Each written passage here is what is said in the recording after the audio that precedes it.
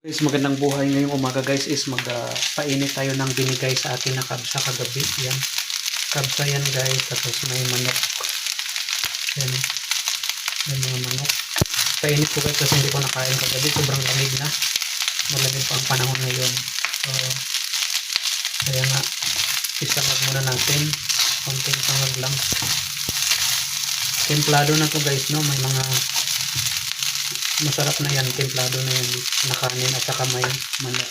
So, yan ang aking pananghalian at the same time agahan.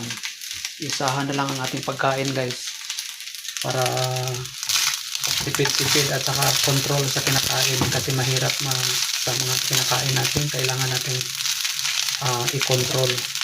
Hindi po tayo sige lang ng sige kasi napakahirap po guys. Dapat ano po tayo, no, concern tayo sa ating mga